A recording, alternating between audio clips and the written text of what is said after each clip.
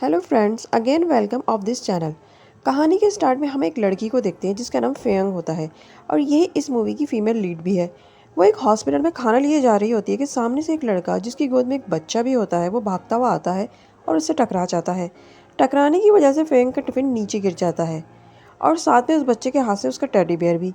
फेयंग खाना गिरने की वजह से गुस्से में आ जाती है और उठकर उसे बोलने लग जाती है कि क्या तुम्हारे पास आंखें नहीं हैं, देख कर नहीं चल सकते थे, और नीचे बैठकर अपना खाना समेटने लगती है। इतने में एक शख्स और आता है और उसके टिफ़िन गिरने पर उससे एक्सक्यूज़ भी करता है। तो वो समझ जाती है कि ये भी यकीनन उस बच्चे के साथ ही आया है। तो फेंग उसका टेडी उससे वापस देने लगती है। तो वही लड़का जो गोद में बच्चा लेकर आया होता है वो भी आ जाता है। उसका नाम जय है और यही इस मूवी का मेन लीड भी है। और आते ही वो उसके हाथ से टेडी छीन लेता है। फेंग पलटकर उसे देखती है और जय उसे देखकर चौंक जाता है, जैसे उसे फेंग को देखकर किसी की याद आ गई हो। तो वो उसका हाथ पकड़ लेता है और उसके करीब जाने लगता है, मगर डॉक्टर्स के बुलाने पर जय को वहाँ से जाना पड़ जाता है। और फैंग उस लड़के से पूछती है कि ये मुझे देखकर ऐसे क्यों रिएक्ट कर रहा था। तो वो बोलता है कि कुछ नहीं, बस उसका बेबी बीमार है तो वो कुछ परेशान है, वरना वो ऐसा नहीं है और इसकी तरफ से मैं तुमसे माजरत करता हूँ। फैंग बोलती है कि उसे भी किसी पेशेंट को देखने जाना है और उसे भी देर हो रही है। इतने में सामने से फैंग की दोस्त सुशान आ जाती है। तो वो लड़का उसे अपना कार्ड देते हुए कहता है कि ये मेरा बिजनेस कार्ड है, मैं हॉटन कंपनी का लीगल एडवाइज़र हूँ, अगर कभी मुझसे कोई काम हो तो कांटेक्ट कर लेना। फयांग मना कर देती है कि मुझे भला तुमसे क्या काम होगा, मगर सुशन फ़ौरन से उसका कार्ड ले लेती है। फिर वो वहाँ से चला जाता है। तो सुशन उसे बताती है कि तुम उससे उसका बिजनेस कार्ड क्यों नहीं ले रही थी। पागल, तुम्हें क्या पता कि हॉटन कितनी मशहूर कंपनी है और उसकी कितनी ज़्यादा ब्रांचेस भी हैं। उधर डॉक्टर जे को बताता है कि हॉटियन, जो कि उसका बेटा है, अब खतरे से बाहर है। उसकी बीमारी को तो हम मेडिसिन से कवर कर लेंगे, मगर अब आपको उसको वक्त देना होगा क्योंकि अकेले रहने की वजह से उस बच्चे के इमोशंस ख़त्म होते जा रहे हैं। जे ये सुनकर परेशान हो जाता है और हॉटियन के पास बैठकर सैड हो जाता है कि उसका मैनेजर उसके पास आकर उसे तसल्ली देता है। जे बोलता है कि डॉक्टर्स कहते हैं कि हॉटियन को एक मुकम्मल फैमिली की ज़रूरत है, इसको मुझसे वक्त चाहिए, साथ में उसकी मम्मी भी। इतने में हॉटन नींद में मॉम मॉम कहकर चिल्लाने लगता है। जय पूछता है कि हॉटन, तुम्हें कुछ खाने को चाहिए। तो वो अपना मुंह चादर में छुपा लेता है, ये कहकर कि आप मुझसे हमेशा झूठ बोल देते हैं कि तुम जब सोकर उठोगे तो तुम्हारी मम्मी वापस आ जाएंगी, मगर वो कभी वापस नहीं आती, आप झूठे हो। और इन बातों का जय के पास कोई जवाब नहीं होता और उसे कुछ साल पहले का वक्त याद आने लगता है जब वो एक मुकम्मल फैमिली जीता था अपनी बीवी और बेटे के साथ, एक खुशगवार लाइफ। उस वक्त ज़िंदगी बहुत ही खूबसूरत थी, एक खूबसूरत बीवी और बेटे के साथ। मगर अचानक से एक एक्सीडेंट में हॉटन की मम्मी की डेथ के बाद से सब कुछ ख़त्म हो गया था। मगर वो रोज़ हॉटन को कहता था कि एक ना एक दिन तुम्हारी मम्मी ज़रूर आएंगी। घर जाते हुए जय अपने मैनेजर से उस लड़की के बारे में पूछने लग जाता है जो उसे हॉस्पिटल में मिली थी। और उसे बहुत ही हैरानी भी हो रही होती है कि वो लड़की हू बहू उसकी बीवी की शक्ल की कैसे हो सकती है, सेम वही शक्ल। नेक्स्ट सीन में हम फ्यांग को देखते हैं। सुशन फ्यांग से मिलकर बोलती है कि उसने उसके लिए एक पार्ट टाइम जॉब का बंदोबस्त कर लिया है। असल में फ्यांग एक गरीब लड़की होती है और यतीम भी। वो एक ऑर्फन में रहती थी और अपनी ज़रूरतों के लिए उसे जॉब की तलाश थी। अब जॉब मिलने पर फ्यांग बहुत ही ज़्यादा खुश होती है। सुशन उसे बताती है कि फ़िलहाल उसे एक जूलरी कंपनी में क्लीनिंग का काम करना होगा, मगर फ्यांग को जॉब की इतनी ज़रूरत होती है कि वो क्लीनिंग के काम पर भी बहुत ही ज़्यादा खुश हो जाती है और फ़ौरन ही मान जाती है। अगले दिन वो ज्वेलरी कंपनी जाकर एग्रीमेंट साइन करती है तो वहाँ का एडवाइज़र उसका हाथ पकड़ लेता है। वो फ़ौरन ही हाथ छुड़ा लेती है और अपने काम का पूछने लगती है। तो वो उठता है और डोर बंद कर देता है कि इतनी भी क्या जल्दी है काम की, और उसके क्लोज़ होने लगता है। वो उसे धक्का देकर अपने पर्स से पेपर स्प्रे निकालकर उसकी आइज़ पर कर देती है और भाग जाती है। मगर ग्लासेस पहने होने की वजह से उसकी आइज़ सेव रहती हैं और वो भी उसके पीछे बाहर आता है और बाहर आकर वो जय से टकरा जाता है। असल में ये ज्वेलरी कंपनी भी जे की ही होती है और वो वहाँ इंस्पेक्शन के लिए आया होता है। फिर जे उससे पूछता है कि तुम्हारे ग्लासेस को क्या हुआ, ये इतने ब्लर क्यों हो रहे हैं। मगर वो उसका ध्यान बटाने के लिए उसे ज्वेलरी के नए नए डिज़ाइन दिखाने लग जाता है। फैंग अपना काम स्टार्ट कर देती है। जय इंस्पेक्शन करके वापस जा रहा होता है तो उसकी वाइपर की वजह से उसका पाँव स्लिप हो जाता है। तो फैंग उसे पकड़ लेती है और जय उसे देखने लग जाता है। पीछे से वही एडवाइज़र भागता हुआ आता है और आते ही वो फैंग को धक्का देकर पीछे कर देता है और जैसे माजरत करना शुरू कर देता है कि वो नाराज़ ना हो, ये यहाँ की न्यू क्लीनर है, इसको आपका पता नहीं था, मैं इसको अभी जॉब से फायर कर देता हूँ। और फैंग को धक्का देकर यहाँ से जाने का बोलता है, मगर जय इसे फ़ौरन रोक देता है कि इस लड़की को फायर करने की कोई ज़रूरत नहीं है, बल्कि तुमने जो इस लड़की के साथ बदतमीज़ी की है तो तुम इससे सॉरी करो। मगर फैंग ये कहती है कि किसी को भी सॉरी करने की ज़रूरत नहीं है, बस उसे फायर ना किया जाए, वो आइंदा अपना काम अच्छे से करेगी। ये कहकर वो अपना सामान उठाती है और वहाँ से चली जाती है। जे अपने मैनेजर जिसका नाम मोलिन होता है उससे कहता है कि वो फैंग को क्लीनिंग की जॉब के बजाय अपनी कंपनी में दूसरी जॉब की ऑफ़र दे। मैनेजर मोलिन इस ऑफ़र को लेकर फैंग के पास जाता है। पहले तो वो उसे कॉफ़ी की ऑफ़र देता है, जिसे वो ये कहकर मना कर देती है कि आज मेरी जॉब का पहला दिन है, मुझे सुकून से काम करने दें। फिर वो उसे कहता है कि तुम ये क्लीनिंग का काम छोड़ो और हमारी कंपनी की दूसरी ब्रांच में मैं तुम्हें दूसरी जॉब दूंगा और वहाँ तुम्हारी सैलरी 1 लाख रुपए होगी। फैंग इस मेहरबानी पर बोलती है कि मैं समझ गई हूँ कि तुम मुझे इतनी अच्छी जॉब इतनी ज़्यादा सैलरी पर इसीलिए दे रहे हो ना, ताकि तुम मेरा एडवांटेज उठा सको या फिर मेरी किडनी ले सको, मगर मैं ऐसी लड़की नहीं हूँ। ये कहकर वो बाथरूम में बंद हो जाती है। मॉर्निंग जे को जाके बताता है कि इसकी वजह से फैंग उसे गलत लड़का समझ रही है। वो समझ रही है कि मैं उसे इतनी भारी सैलरी पर जॉब इसीलिए ऑफर कर रहा हूँ ताकि उसका एडवांटेज ले सकूं। ये सुनकर जे हंसने लग जाता है और कहता है कि मुझे फैंग के बारे में सारी इन्फॉर्मेशन इकट्ठी करके दो। मॉलिन कहता है कि इतने सालों बाद तुम्हें किसी लड़की की तरफ इंटरेस्ट लेते हुए देखा है, वो भी इसीलिए ना कि उसकी शक्ल हूबहू तुम्हारी वाइफ जैसी है। फिर मर्लिन जे को फैंग के बारे में सारी इन्फॉर्मेशन ला कर देता है, जिसमें उसकी सारी डिटेल होती है। असल में जे फैंग के बारे में जानने के लिए बहुत ही क्यूरियस होता है। फिर एक मीटिंग में जाते हुए वो हॉटेन से वीडियो कॉल पर बात करता है, तो नर्स बताती है कि वो अब बेहतर है। हॉटेन उससे बोलता है कि मम्मा कब आएंगी, तो वो बताता है कि उसने अभी उसकी मम्मा को कॉल की थी, वो जल्दी आ जाएंगी, मगर उसके लिए पहले उसे नर्स की सारी एडवाइस को फॉलो करना होगा। ये बात सुनकर हॉटेन नर्स की बात सुनकर रेस्ट करने लग जाता है। फैंग को ऑर्फन में जिस लेडी ने पाला होता है वो तबीयत खराबी की वजह से हॉस्पिटल में होती है और फैंग उनकी केयर करने रोज़ उनके पास हॉस्पिटल आती थी। अभी भी वो उनके पास से जा रही होती है कि हॉटेन उसे अपने गेट के हॉल में से गुजरते हुए देख लेता है और उसे देखकर वो उसे अपनी मम्मी समझ लेता है और मम्मी मम्मी कहकर उसके पीछे चल पड़ता है और उसे पीछे से जाकर हक कर लेता है। वो उससे पूछती है कि वो किसके साथ आया है और उसके मॉम डैड कहाँ हैं। वो एक जगह इशारा करता है तो वो उसे उसके रूम में ले आती है और बेड पर बिठाकर उसका नाम पूछती है, मगर वो उसे मुसलसल मामा मामा कहे जा रहा था। वो बोलती है कि ऐसे हर किसी को मामा नहीं बोलते, मैं तुम्हारी मामा नहीं हूँ। ये सुनकर हॉटेन रोने लग जाता है। वो इसे चुप करवाती है और उसे उसके पेरेंट्स का नंबर मांगकर वीडियो कॉल मिलाती है, मगर जे एक मीटिंग में बिजी होता है इसलिए वो कॉल को पिक नहीं करता। तो फयांग उसे बहलाने को उससे कहती है कि वो अपनी आंखें क्लोज करके लेट जाए, तो वो उसे बहुत अच्छी स्टोरी सुनाएगी। फिर स्टोरी सुनते सुनते हॉटेन को नींद आ जाती है। उधर जे मीटिंग के बाद बहुत ज़्यादा ड्रिंक कर लेता है। इसके बाद वो हॉटेन के पास हॉस्पिटल आता है तो उसके पास फयांग को बैठा देखता है, मगर बहुत ज़्यादा ड्रिंक करने की वजह से वो फयांग को भूल चुका होता है और समझता है कि यहाँ उसकी वाइफ जीशन बैठी हुई है। वो खुश हो जाता है कि वो वापस आ गई है और जल्दी से अंदर जाता है और उसके करीब बैठ जाता है, मगर फयांग उसको देखकर उसका हाथ खींचती हुई उसे रूम से बाहर ले आती है और उसे बातें सुनाने लग जाती है कि वो कैसा बाप है जिसे अपने बच्चे की ज़रा भी परवाह नहीं है। वो बच्चा हॉस्पिटल में अकेला फिर रहा था और उसे अपने बच्चे की फिक्र ही नहीं है। वो मुसलसल बोलती रहती है, मगर जय उसे ही देखे जा रहा था और फिर अचानक से उसको पता नहीं क्या होता है कि वो उसे पकड़ लेता है और एकदम से उसको किस कर देता है। फ्योंग के लिए ये सिचुएशन इतनी अचानक से होती है कि वो फ़ौरन से उसे धक्का देकर पीछे करती है और एक ज़ोरदार किस्म का थप्पड़ उसके मुंह पे मार देती है और चली जाती है। जब फ्यांग घर वापस जाती है तो वेलफेयर का माली मकान उसका सामान बाहर फेंक रहा होता है और कहता है कि 2 महीने से तुम लोगों ने इस वेलफेयर का किराया नहीं दिया है, इसलिए तुम सब फ़ौरन यहाँ से निकल जाओ। फ्यांग उससे थोड़ी सी मोहलत मांगती है तो वो कहता है कि अगर 1 हफ्ते में उसे किराया ना मिला तो वो सबका सामान बाहर फेंक देगा। उसके जाने के बाद फ्यांग सबको तसल्ली देती है कि ऐसा कुछ नहीं होगा, वो कहीं ना कहीं से किराए का बंदोबस्त कर लेगी। उधर जे मॉलिन से कह रहा होता है कि अब उसे हॉटेन के लिए उसकी मामा का बंदोबस्त करना होगा और इसके लिए फ्यांग से बेहतर कोई और लड़की नहीं हो सकती, मगर उसके लिए उसे एक कॉन्ट्रैक्ट बनाना होगा और वो बस मेरी एक एम्प्लॉय होगी। हॉटेन जब से फ्यांग से मिला है उसे ही याद किए जा रहा है, इसीलिए वो फ्यांग को उसकी कॉन्ट्रैक्ट मॉम बनाना चाहता है। मगर मॉलिन को ये बातें कुछ हजम नहीं होती और वो जैसे बोलता है कि सच सच बताओ, तुम्हें भी फ्यांग पसंद है ना, और तुम उसे हॉटेन की मॉम के साथ साथ अपनी वाइफ भी बनाना चाहते हो।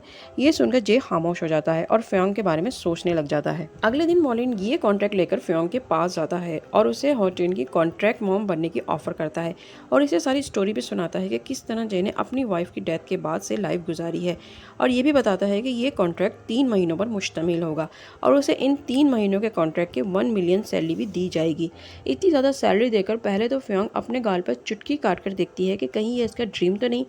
फिर इसके पास जाकर बोलती है कि सिर्फ मोम का रोल प्ले करने के तुम मुझे इतने ज़्यादा पैसे नहीं दे सकते। सच सच बताओ कि तुम्हारा कोई और मकसद तो नहीं इस ऑफ़र के पीछे। और इससे पहले कि वो कोई जवाब देता कि एक लड़की आती है और फ्यांग को पीछे करके मॉलिन के फेस पर पानी से भरा हुआ गिलास गिरा देती है। असल में वो मॉलिन की गर्लफ्रेंड होती है और वो फ्यांग को देखकर ये समझती है कि शायद मॉलिन ने नई गर्लफ्रेंड बना ली है और वो उसे चीट कर रहा है। फ्यांग उसे क्लियर करने की कोशिश करती है कि ऐसा कुछ नहीं है, वो दोनों तो बस एक कॉन्ट्रैक्ट बना रहे थे, मगर वो इन दोनों का एक भी लफ्ज़ नहीं सुनती और मॉलिन से इसी वक्त ब्रेकअप करके चली जाती है। फिर मॉलिन ये सब जाकर जय को बताता है कि देखो तुम्हारे इस कॉन्ट्रैक्ट की वजह से फ्योंग भी मुझे अच्छा लड़का नहीं समझ रही और मेरी गर्लफ्रेंड ने भी मुझसे ब्रेकअप कर लिया है। तो जय ये सुनकर हंसने लग जाता है और उससे कहता है कि अच्छा चलो आइंदा से मैं फ्योंग से बात कर लूँगा। फिर वो उससे उसका मोबाइल लेकर फ्योंग को कॉल मिलाता है और उसे एक जगह बात करने के लिए बुलाता है।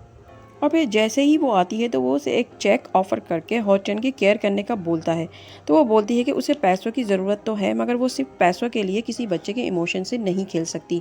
और कॉन्ट्रैक्ट मॉम ये कैसी जॉब है? तो वो बोलता है कि वो चाहे तो पैसों का अमाउंट बढ़ा सकती है मगर वो उसे ये कहकर कि हर चीज़ को पैसों से नहीं ख़रीदा जा सकता, उसका चेक उसे वापस कर देती है।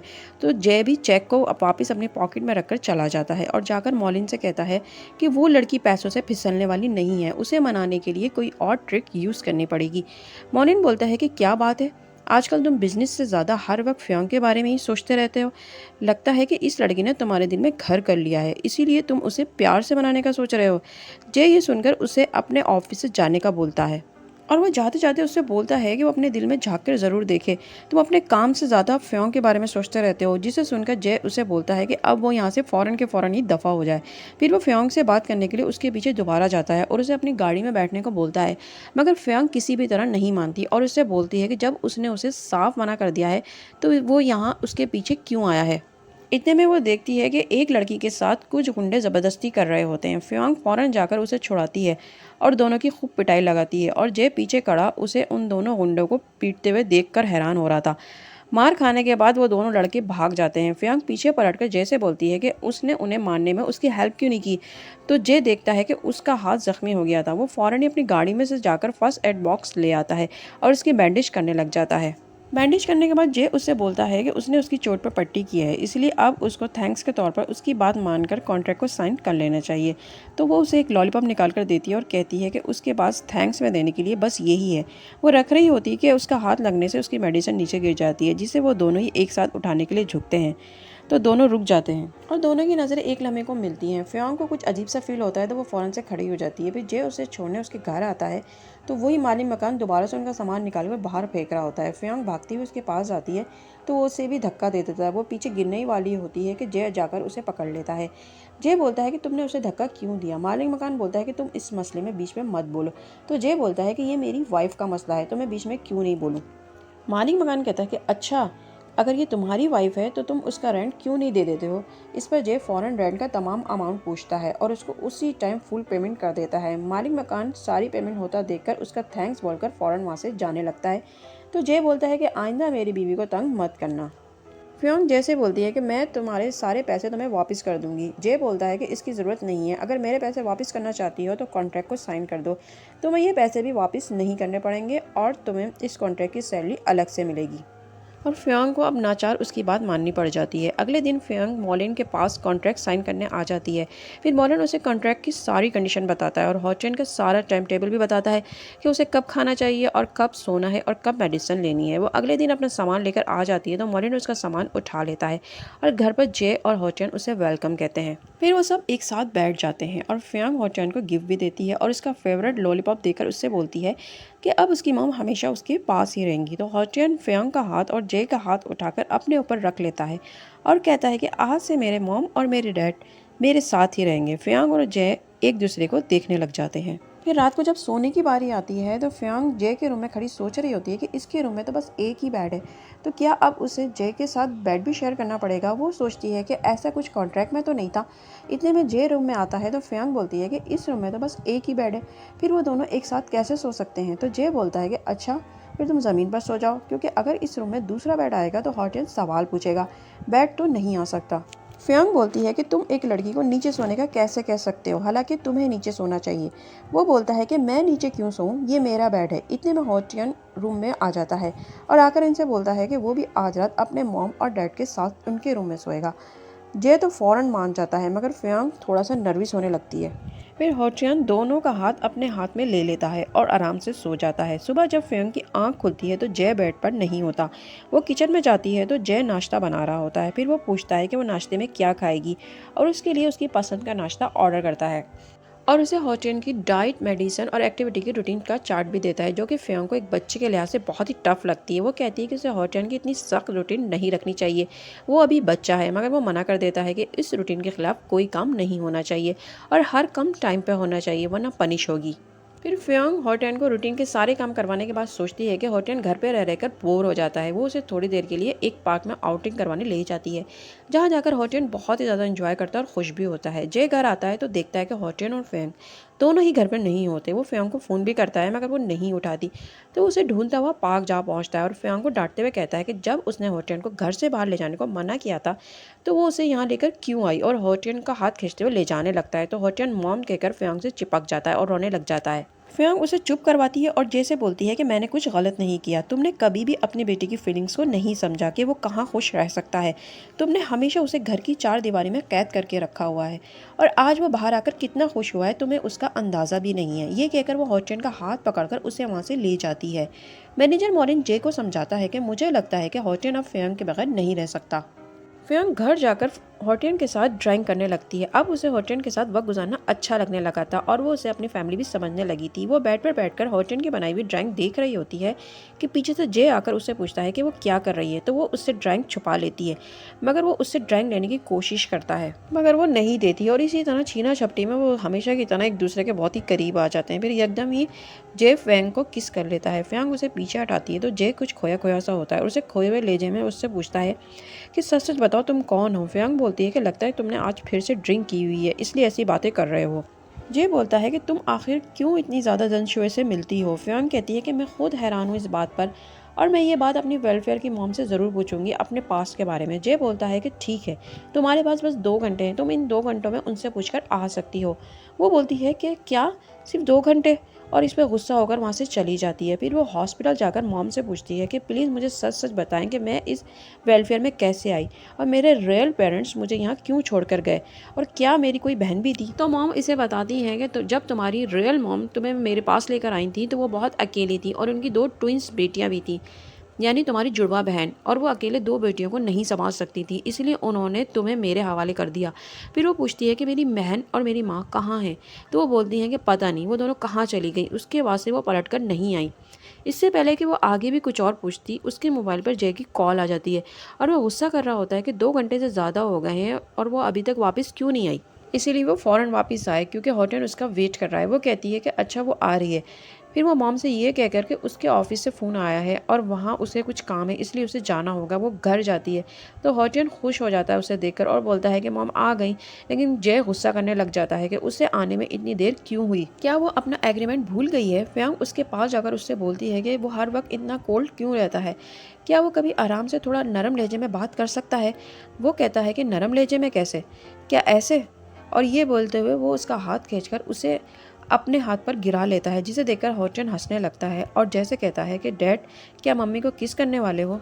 तो जय बोलता है कि मम्मी को तो नहीं लेकिन तुम्हें ज़रूर करूँगा, और ये कहकर वो होटन को किस कर लेता है और ये देखकर फ्योंग भी होटन को प्यार करती है और होटन इस तरह अपने मॉम और डैड को अपने साथ देखकर बहुत ही ज़्यादा खुश हो जाता है और यहीं पर ये मूवी भी एंड हो जाती है। नेक्स्ट मूवी देखने के लिए चैनल को सब्सक्राइब करना मत भूलिएगा। मिलते हैं नेक्स्ट वीडियो में, तब तक के लिए बाय बाय।